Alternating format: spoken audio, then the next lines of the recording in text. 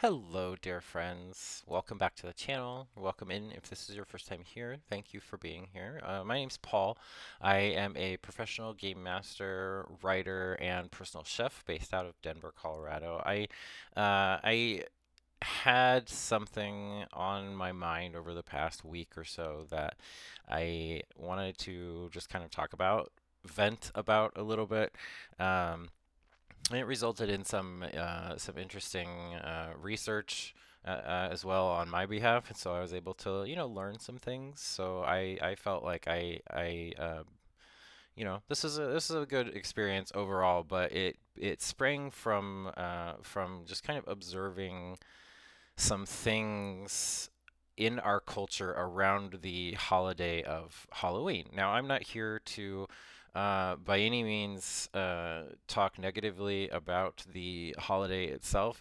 I'm talking specifically about the uh, the culture around dressing up in costumes, about putting on costumes to represent a different character. Um, as as someone who runs tabletop games with players, I have players that do a lot of role playing. I myself do a lot of role playing, playing all of the other characters in those games, including the villains. And so when playing a character as a villain, I think or you're doing some kind of a performance, you're telling a story. I think that's completely different than when we put on a costume to celebrate specifically for Halloween. Now, in the process of doing my research, I'm going to move myself down here to the corner and shrink myself just a little bit to show some of the pictures that I put together to kind of illustrate some of my thoughts, right? So I did some research into the history of putting on costumes. Discovered it was originally a Celtic thing, meant to celebrate the end transition of seasons, but also costumes were worn specifically to ward off evil spirits. There was some type of belief in there that if you were imitating them, they would pass you by, or it would offer you some kind of safety in that. And then the mumming and guising, going door to door in these disguises, and then reciting verses or songs in exchange for food becomes trick or treating, right? Like it's based in this very old, like centuries old or even millennia old history, but um, that's not what we're doing today. That's not what we're doing in today's culture, in our 21st century culture.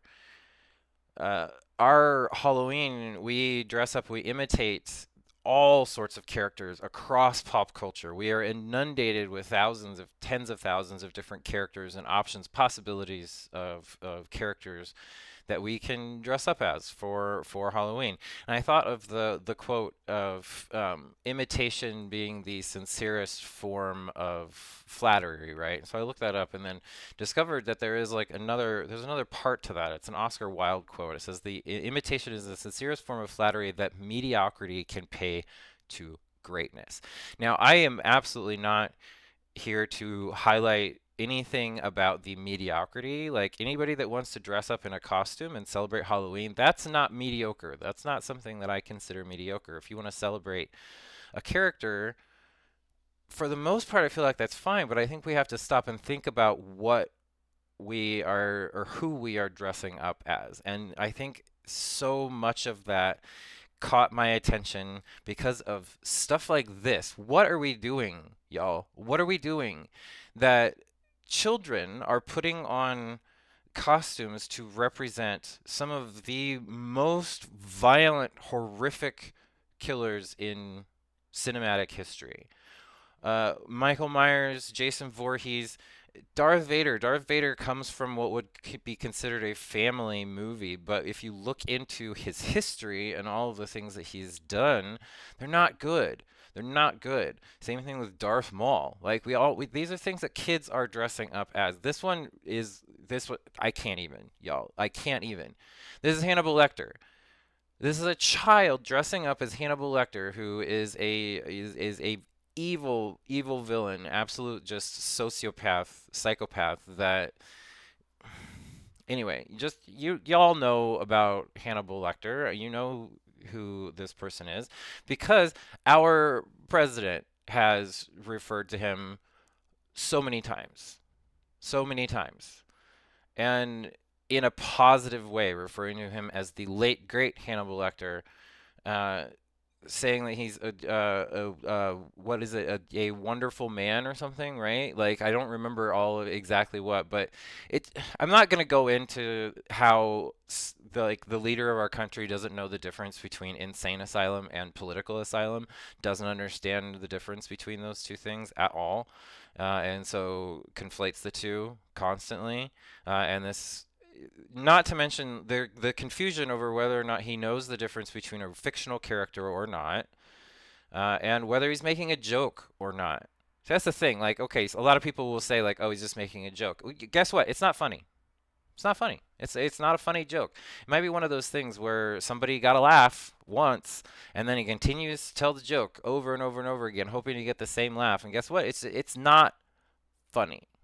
This character is not a good character. This character is portrayed on purpose as evil.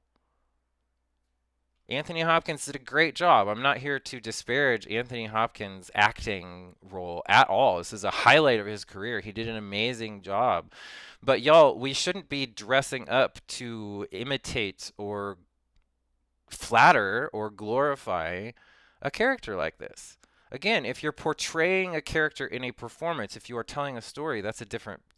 If you're going door to door trick or treating with your kid on a dolly strapped up to look like Hannibal Lecter, I'm not okay with that. I'm not okay with that. And you can say that I'm like taking the fun out of Halloween if you want. I don't care. That's up to you. It's just it simply is not it's not something that we should be celebrating or glorifying in that way. And I think like I looked up the the quote from Anthony Hopkins. Like he himself was confronted with the fact that the president of the United States was referring to Hannibal Lecter this way, and he said he was shocked and appalled. Shocked and appalled because Anthony Hopkins knows the difference between a fictional character and reality and knows the difference between playing a role in a performance and thinking that what they did was good in any way, shape, or form. I think so. Darth Vader is another one, right? That like I think gets a lot of like attention because he's cool. That's the thing. I'm not here to deny that he's not cool. Darth Vader's a cool villain. The way he speaks, the way he carries himself, he's a commanding presence. He's scary. He's memorable. Villains should be memorable. They should be. That's what makes them stand out in a story. To have a memorable villain, you want them to be evil. But that doesn't mean that you should delight in what they've done. Um, Trump recently said that he referred to somebody, one of his associates, if you want to call him that, whatever, um, as Darth Vader. He says, "Oh yeah, you know Darth Vader. Hey, Darth, stand up!" Like it's this fun nickname. Oh yeah, Russ Fout. Yeah, like it's like okay, let's not just be like, hey, this guy, he's Darth Vader, like don't say it like that. Don't say it like that. Anybody that you think is a positive person, which if Trump has you in his inner circle like that, he thinks you're great. So why is he doing that? Trump then claimed that they, meaning the Democrats, made up the term, and that was found to not be true. He is the one that started that.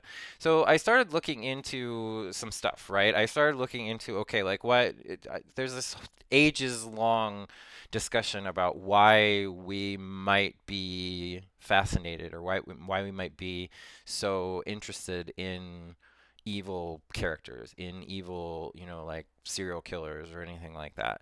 Now, when I use this language, I'm not going to be tailoring my language or censoring my language. I'll be referring to them as they are. Because I consider this a kind of documentary kind of thing, as opposed to I'm not glorifying what they've done. Quite the opposite. I'm trying to understand and highlight why we are so fascinated with this sort of person, right? And so I started looking into. I found this paper from Oxford about like it's in the Social Cognitive and Affective Neuroscience Journal, which was really fun to kind of try and look through. And one of the things it says is talking about two things specifically: parasocial relationships and the identification that we have with specific characters, right? So parasocial relationships, I think in this day and age, we are all pretty familiar with what a parasocial relationship is. I'm not going to read this out loud. Y'all can read it if you want to. I have it up on the screen for you if you'd like. I just kind of clipped it from the journal article, but it's essentially highlighting how parasocial relationships are very one-sided, and we end up continuing on kind of an almost fictional narrative in our head of our own connection to that person, which it can be a problem for a lot of people. Parasocial relationships can be quite unhealthy, but then it also talks about the identification that when we identify with a particular fictional character, that kind of influences our behavior, that we tend to stylize our behavior after characters that we personally identify with, right? I think that's where we run into a problem when we have people who are leaders of the free world who apparently seem to have gotten confused somewhere along the way because of some bad wiring in the brain to think that these are the characters that we should be identifying with, that these are the characters that we should be idolizing and looking up to. It's not acceptable. I apologize for the difference in focus. I'm just doing a slideshow. We're just kind of clicking through these, but there's another factor called culture of control of why we are so interested in these things. That we are looking to kind of discover the factors that we can control in our life. That we observe villains. We look at villainous behavior in order to kind of teach ourselves how they act and therefore safeguard ourselves from them. It uses the example like we can make sure that our kids don't walk to the bus stop by themselves. Like, yes, absolutely. That's a factor that we can control. But I think that what we need to do, like this article pointed out, that we need to kind of broaden our horizons, right? That instead of observing just the bad guy, why aren't we talking about their victims, what happened to them, like what their stories are that can influence us as a broader culture, instead of just shining such a bright spotlight on the evil characters themselves, right? Um, the uh, the true crime genre is the most popular American podcasting genre. Reddit's serial killers subreddit page has more than 500,000 members.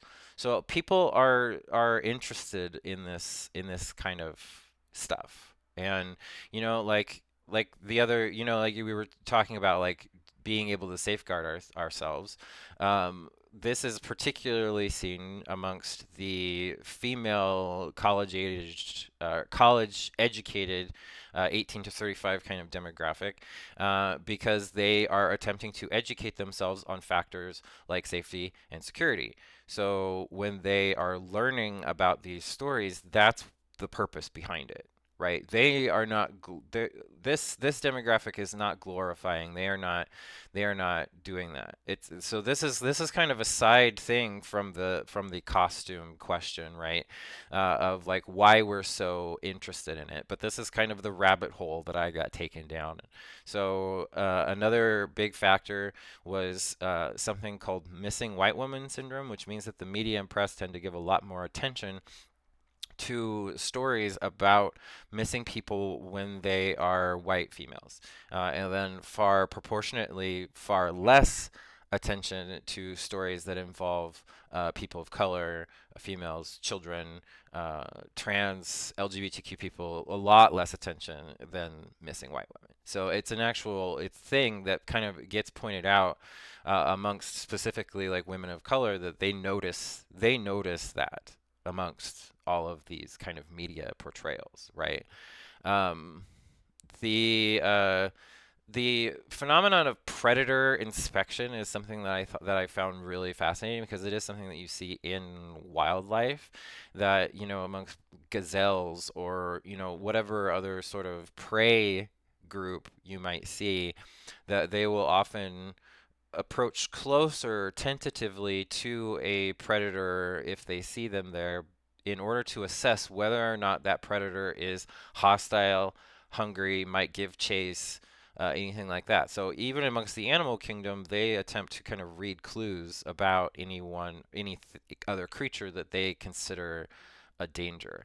And so it's something that we carry over then into these other things. As far as like reasons why we are interested in villains who are kind of the predators of our society, of our civilization, of humans, right? There's a lot of reasons. There are a lot of reasons why we might be fascinated by these characters. Again, I think that's fine. I'm fascinated by them too. I am because it's kind of the same thing that you wonder because there are people that are villainous out in the world, and so you wish to understand them. Same thing if you are a game creator of any sort, and you're wishing, or a writer, any other creative type of person, where you are attempting to portray or come up with a villain character, you want to think about those things. You want to think about what would make them interesting to your players or to your readers, that will keep them engaged, and keep them kind of involved in the story, right? Um, but it just why are we doing this? Why are we doing this? I understand the fascination, and like I said, I identify with it too. But in our culture and in our society, why are we dressing up and celebrating characters, both children and adults, that, to quote Michael Caine or Alfred in the Batman, I think it's The Dark Knight, that some men just want to watch the world burn. This character is chaos incarnate. That is how he's always really been written and portrayed. The attempts to understand him have always been the best when they are left open ended with an open question of just like, is this really why this person is like this? Or is there a deeper reason for it, right? Like, we don't always know. But somewhere along the line, we decided that this was a person or a character that we wanted to emulate. And our culture has been doing this for a long time. We started off with characters with a vampire character who is hideous. That's the way it was meant to be portrayed in this film, is hideous. The fangs aren't the canine teeth like we're used to. They're right there. They're the incisors.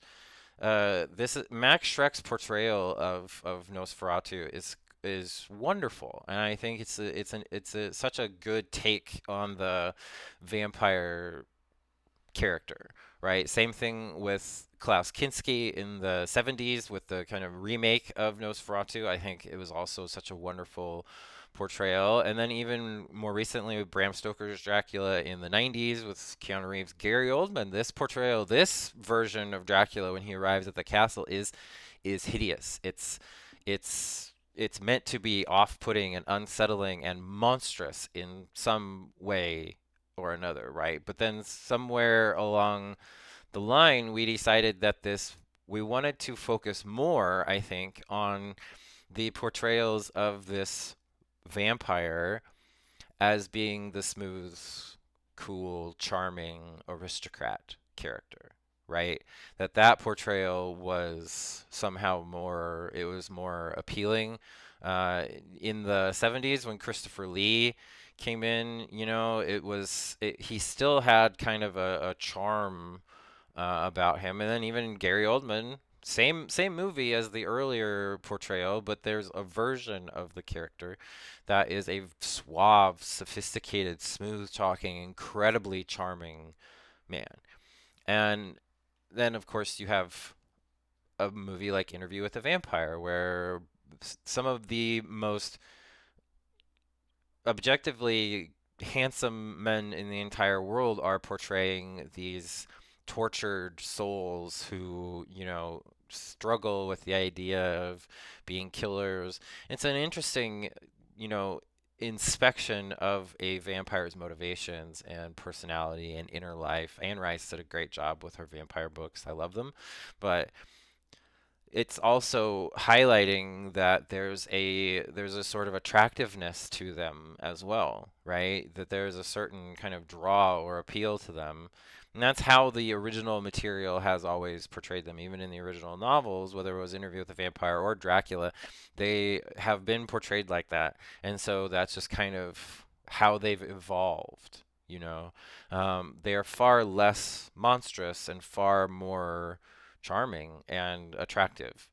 And I'm gonna take a little side shoot, and don't even get me like this. Twilight is not good. I'm not a fan. Movies or book, either one. I'm sorry if you are. Although sorry, not sorry. It's a personal preference. I'm not gonna judge you for liking what you like. However, I personally have some issues because. Um, The Twilight series, if you look it up on Wikipedia, the Twilight series falls under the genre of young adult fantasy and romance. Though Meyer categorized her first book, Twilight, as suspense, romance, horror, comedy. So quite a mix there. However, she states that she considers her books as, quote, romance more than anything else. Okay. So,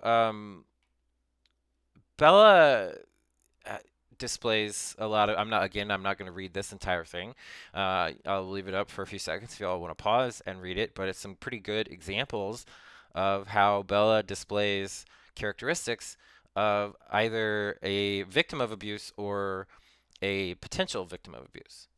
And then Edward displays characteristics or behavior that display him as being abusive or an abuser.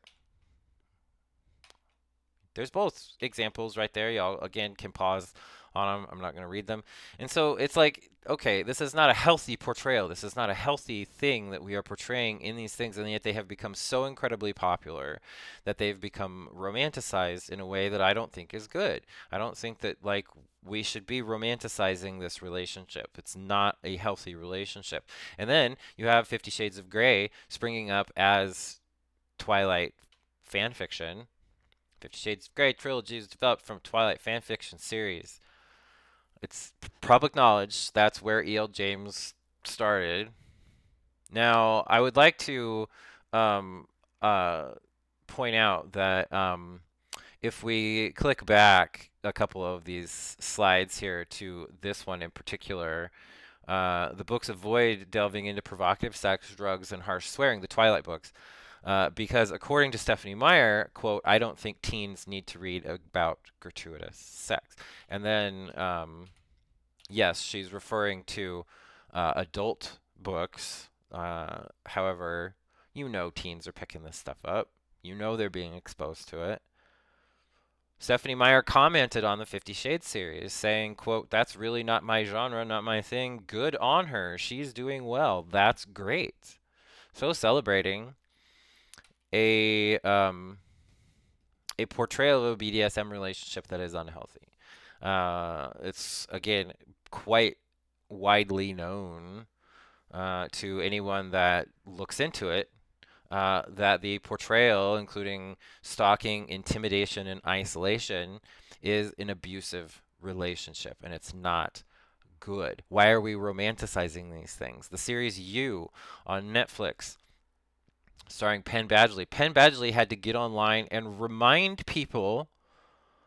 Look at the bottom line of this. The bottom line of this little post right here, if you look at it, it says he used his platform online to remind everyone to not be attracted to the murderer.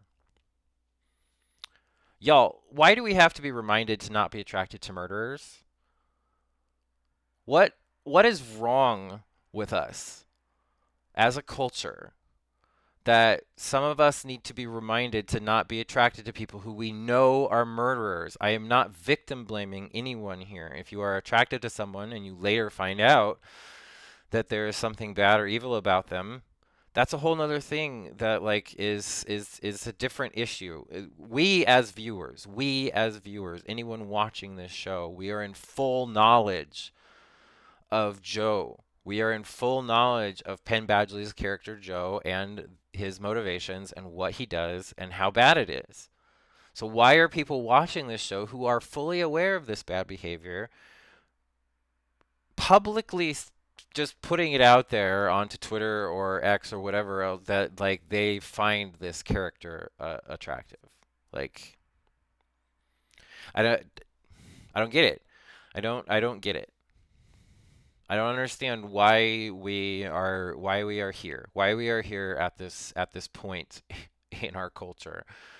Like, okay, like it's a whole thing, right? It's a whole thing that has kind of diverted away from the original topic of costumes. But I just want to point out a couple other things that like this affects people across the gender spectrum, across the sexuality spectrum, and across the racial spectrum as well. Like this is something that if you grew up in the 90s or 2000s, you saw this poster up on the wall at dorm rooms, apartments, all over the place.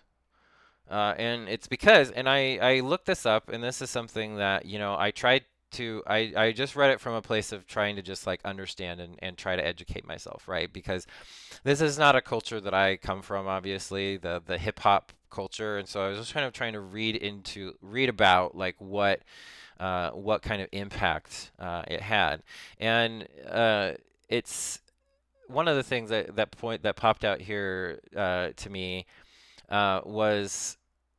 I mean, it got to the point that it was so popular that even people like on MTV Cribs or some of these really famous hip hop artists were bragging, about like, oh yeah, I got my Scarface poster up on the wall and stuff.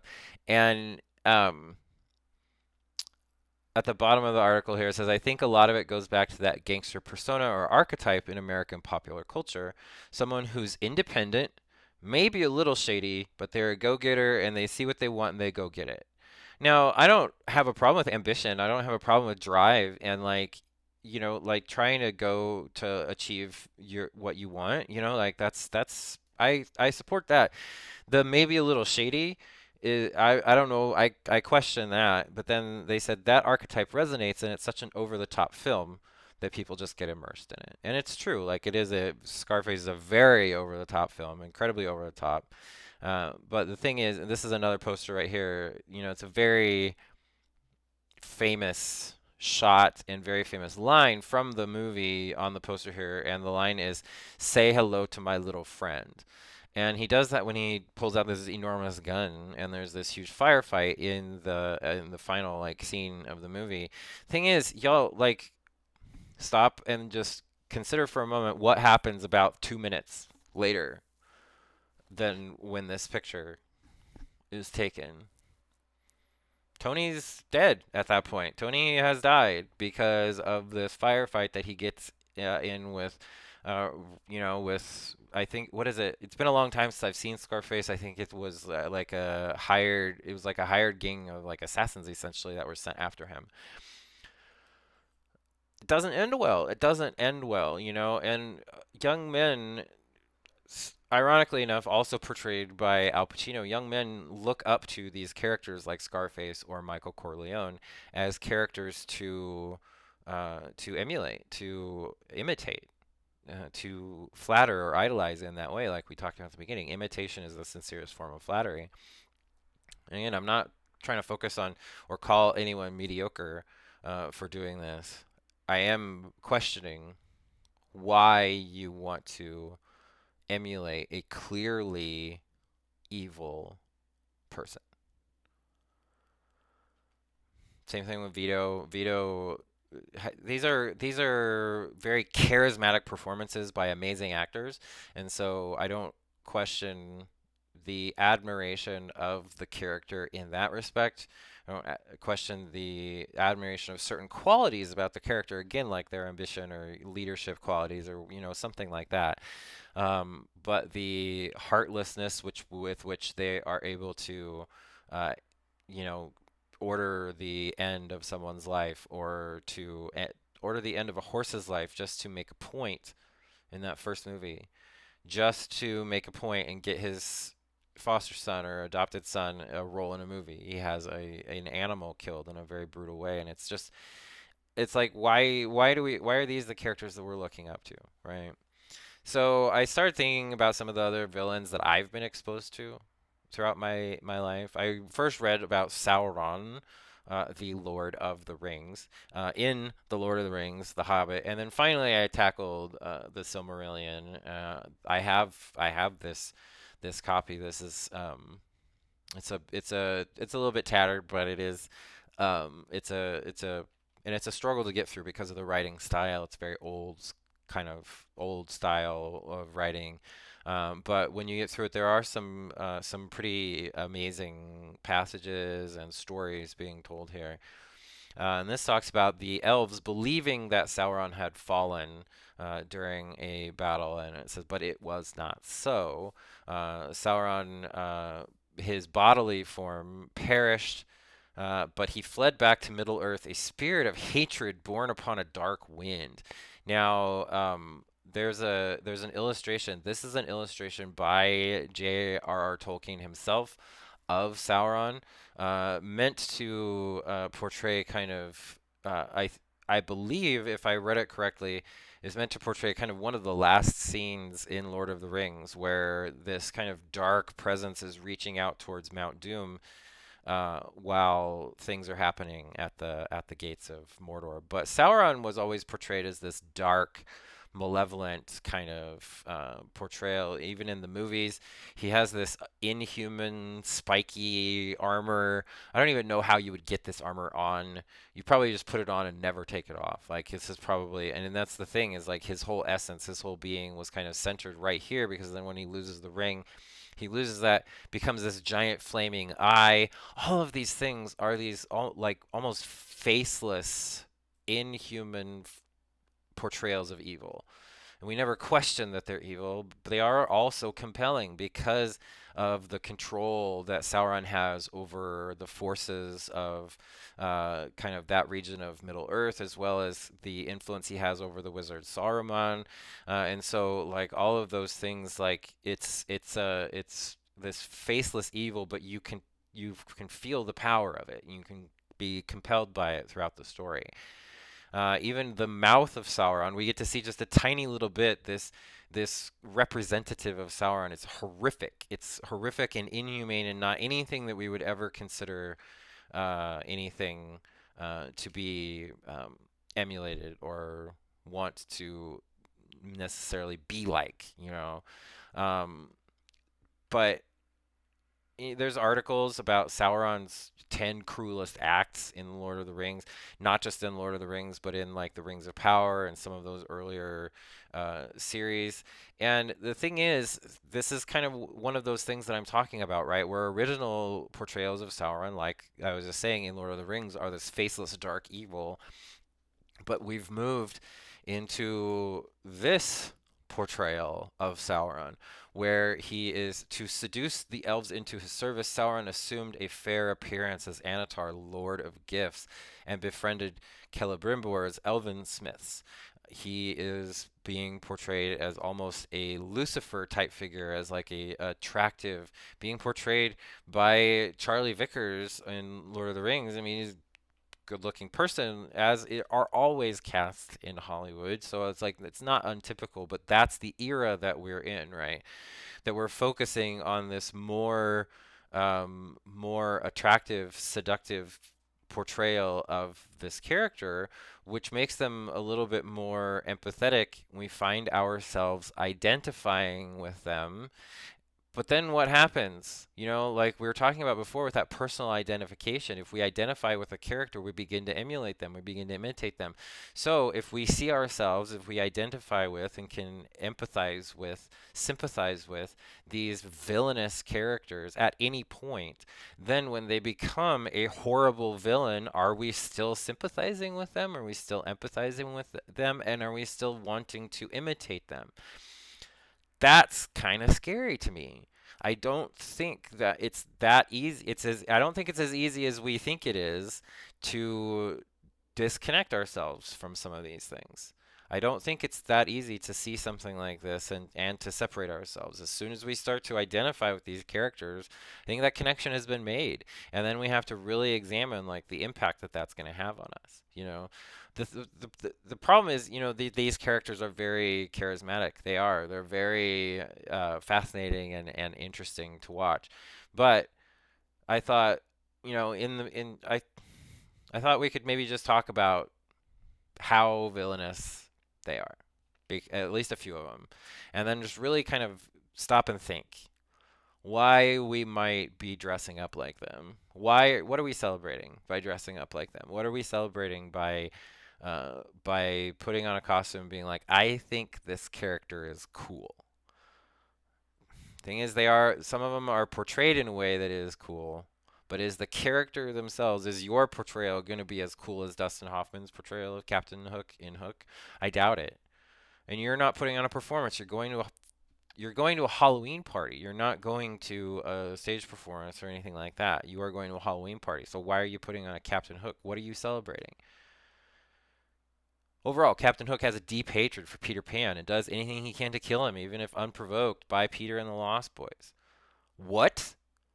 This is like on an official kind of wiki page highlighting some pretty straightforward things that happened in the animated Disney movie from the 40s. This is the character. Worst crimes: kidnapping, piracy, theft, death threats, murder, usurpation, sabotage, blackmail. Like, come on. Like, okay. Like, he has a deep hatred for children. Okay, so what are you celebrating? Darth Maul. This is Darth Maul's concept art. Um, Ian McCaig drew this up because George Lucas told him to draw his worst nightmare. And so the one in the upper left is a Sith witch. George Lucas saw that and said, hey, maybe tone it down a little bit. Draw your second worst nightmare. And so we ended up with Darth Maul, who's terrifying. Spiked head, yellow eyes, filed down teeth, like this. I believe this is an actual like pattern on his skin. I can't remember if it is or if it's tattoos. Sorry to any Star Wars fans out there. But I mean, again, the portrayal of Darth Maul in the movies, especially, I thought was great. Ray Park. I got to meet Ray Park at like a convention, and he is really cool. He's a very friendly, really cool guy. Um, uh, Spoiler alert, I guess. I'm not too concerned about spoilers. My apologies. If Star Wars Rebels, when Darth Maul meets his end with Obi-Wan Kenobi, one of the last things he says is that he still wants revenge. So there's no redemption. There's no redemption arc. You know, Darth Vader had a moment of redemption, but I have to really deeply question whether a single moment of redemption by saving Luke at the end of Return of the Jedi, if that single moment can make up for all the stuff that Darth Vader did. One of the first things we see Darth Vader do is this. One of the next things we see Darth Vader do is that. Why? Because he was insulted. Not because he was threatened in this instance. He wasn't threatened personally. He wasn't in danger. He was insulted. And he decided to threaten this man's life. He had a battle with his son and could have stopped and told Luke the truth at any point, but decided to push it to the point where Luke lost his hand first and then reveal. Anakin Skywalker starts off as this as this very sweet innocent boy. Jake Lloyd got so much crap for this movie that he lives as a recluse with severe mental health issues. I think that's horrible. Jake Lloyd, if you're watching this, I think you're great, man. I really do. I think you're great. Like this portrayal was so sweet and so like innocent. And it may have been a little bit cheesy, but that's what Star Wars has always been about. I think it's wonderful. But when we get into episode 2 and 3, not to disparage Hayden Christensen's performance, he does a good job with the role. But there's a scene where he murders an entire village and then tells Padme afterwards that it wasn't just the men, it was the women and the children too. Well, I'm not even going to talk about this one in episode 3. Like, Anakin's not good at all at this point. I don't know if saving one person, even if he is quote unquote bringing balance to the Force, I don't know if that redeems you. I think it may redeem you in the eyes of your son, but I don't know if that redeems you in the eyes of the galaxy. You know, there's this interview about the Obi-Wan Kenobi show that I thought was really good because they highlighted who is it? One of the writer Joby Harold is talking about a scene where Darth Vader comes in and does horrific things in a village full of innocent people simply to draw out Anakin or to draw out Obi-Wan Kenobi to confront him. But he just does horrible things to this whole village. Like it right there, it's this absolutely dark and emotionless portrayal of Darth Vader that highlights how evil he is. And I don't think there's anything wrong with having a character be completely evil as far as being a villain goes. If you are a villain, be completely evil. That's the whole point. Like that's the whole point then that allows the heroes to come in and do what the heroes are supposed to do and confront the villain and stop them, right? But we shouldn't be maybe putting our kids in these costumes. Or like if you are, question why. And if it's because you think the character is cool, how come? And if it's because your kid thinks the character is cool, why do they think that Darth Vader is so cool? Have you beyond how the character looks? Beyond the armor and the lightsaber and the breathing and the deep voice, why are you allowing your kid to emulate or imitate a character like that? You know, Jason Voorhees from the Friday the 13th series, uh, kind of just a emotionless, almost supernaturally immortal killer.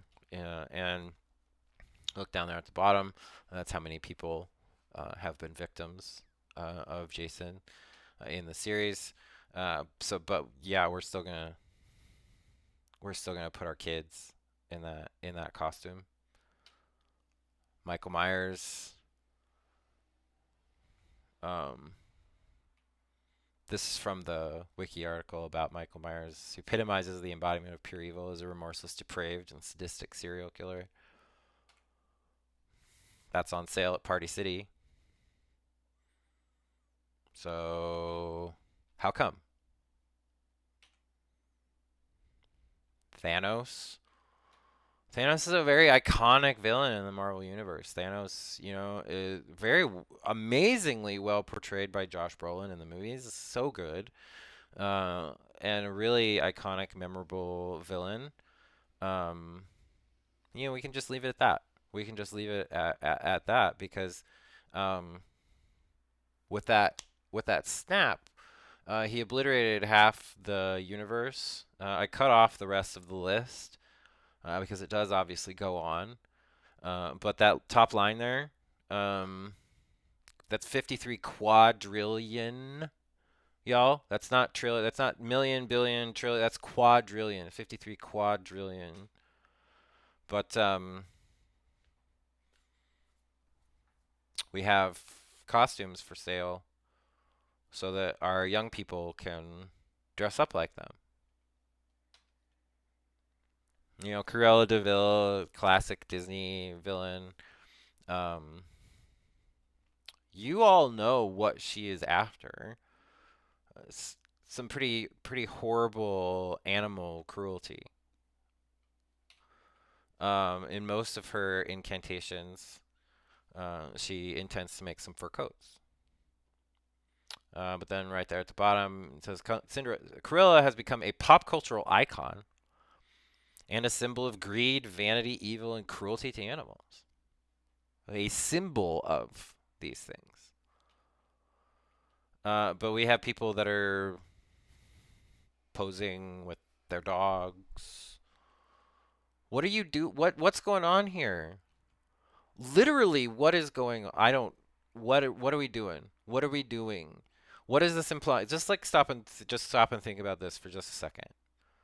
We're allowing toddlers to portray an evil character like that, and then have an infant portray the victim of such animal cruelty for laughs and giggles. So I think just like overall, I just like through all of this, I felt like we just need to get back to what Halloween and this whole time of year is all about. It's always been about the more ancient things, right? Of like transition of seasons, the harvest of crops, the thinning of the veil between the physical world and the spiritual world, the ability for us to potentially communicate with our ancestors who have passed before us, like all of these ways to kind of celebrate and highlight these things. And there's ways to do that in a very spiritually minded way. There are costumes out there that you can put on that don't portray yourself or your kids as serial killers. Like Dia de los Muertos celebrations are so beautiful, and there are so many good, amazing costumes out there that you can wear without appropriating, that you can wear to celebrate and honor these cultures. Same thing with the All Saints Day. I'm not a religious person, but there are costumes that you can put up that would highlight some of those things that would bring a little bit more meaning to the holiday. Druid stuff. Are you telling me that you wouldn't be more scared in kind of a fun way by this costume than a vampire in a cape? Like, this is amazing. This is amazing stuff. And I think if this is what is it, Firebird Leather, not a sponsor at all, but I found this piece that they made and I thought it was beautiful. I'm like, oh yeah, absolutely. If you wanted to get some kind of a headpiece to wear as part of your costume, like, holy cow, these are incredible and they're so beautiful and you're not idolizing or imitating evil. I think that's the biggest thing for me in this whole like experience of looking into this stuff is like I think that the imitation being a form of flattery is something that we really have to think about, and we have to think about how much attention and how much focus we are giving to the evil things in the world, to the evil people, to the evil characters, and if you're doing a performance, that's fine, and it's wonderful. Some of the most amazing acting, some of the most amazing portrayals and performances in cinema have been talked about or shown here, but that's different. That's a performance. That's telling a story.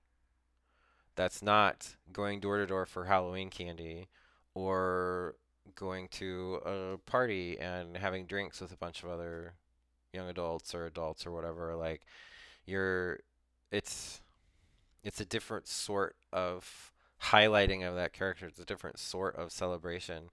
When you're just going around and being like, "Oh yeah, I'm Edward from Twilight." Like, okay, like I don't know why you would want to dress up as that character.